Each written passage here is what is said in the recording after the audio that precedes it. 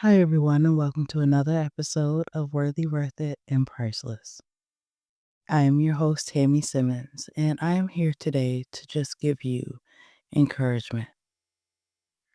I know that as life is lifing for everyone, sometimes it can make you feel as though you are behind. It can make you feel like you're not doing enough. You're looking at your friends, you're looking on social media, and you see everyone who seems to be thriving. What you don't see is that's just a highlight reel. Sometimes those clothes are rented, that car is rented, that's not even their place. And when those cameras go off, their reality is just like yours. Some may even be worse. So, with that, don't envy what you see. But aside from that, I wanted to give you encouragement that you're not behind. You're right on time.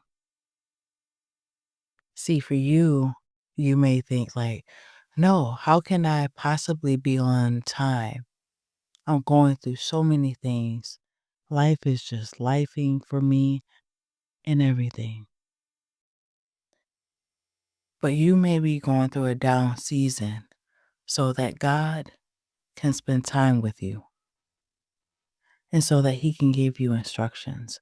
A lot of times, we just want to rush, or like I said, we just want to be where everyone else is. Like we see everyone going on their trips and we want to start doing trips and everything, but our funds are looking a little funny and we're not able to do those same things. Realize that it is all strategic because if you get to those places before your time, it will be a curse. You won't know what to do with all of that fame. Your mind won't be right. And at the end of the day, you could be in a position where you lose everything. So God is preparing you now. Sit with Him, spend time with Him. And when you get there, it will all be worth it. But another word of advice I would like to give you as well is don't start doing side quests. And what I mean by that, sometimes when we're in a dormant place, we get a little bored and we start doing things. Like, you know what?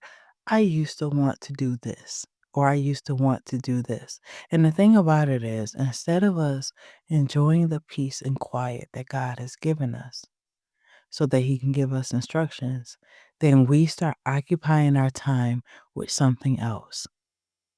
I've told you guys before about how I wanted to go back to school for cosmetology and things like that. And then the next minute, I wanted to start cooking. And then, I had all these ideas. None of them, for the most part, came to fruition. God had to take those things away from me so that He can get all of my attention.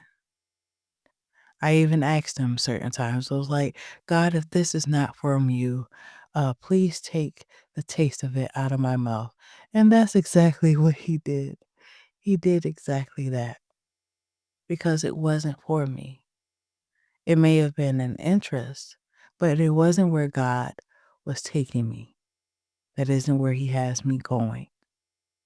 And sometimes I realized that every time I had an idea, specifically to focus on worthy, worth it, and priceless, then the next thing you know, a new shiny idea would come about. And then I would try to spend all the time and, do all the things, you know, to make that thing a business. And then next thing you know, God takes the taste of it out of my mouth. I'm like, oh, and He'll get you right back on track. And so that's what I'm saying for you. What you're doing right now may not be glamorous. It may not even be giving you money or anything, but that's because you're in an instruction season. You're in a season right now where God is giving you instructions, where you need to sit still. You might have to isolate. You might need to be away from those friends and all those things, and you're wondering why. Why is God taking all these things from me? He's taking all those things away from you so that you can get closer to him. There's instructions for the next season. A lot of you guys will be elevated to a higher height than you've ever been before. But you won't know what to do when you get there unless you sit with God, unless you be with God, sit at his feet, get the instructions that you need. You imagine getting new furniture, and sometimes if you're like me, you can kind of figure certain things out. You'll look at it and you'll be like, you know what? I can put this together. But then all of a sudden, when you're done, there's a couple of screws left over. There may be a piece not in there. Would you feel comfortable sitting at that table? No.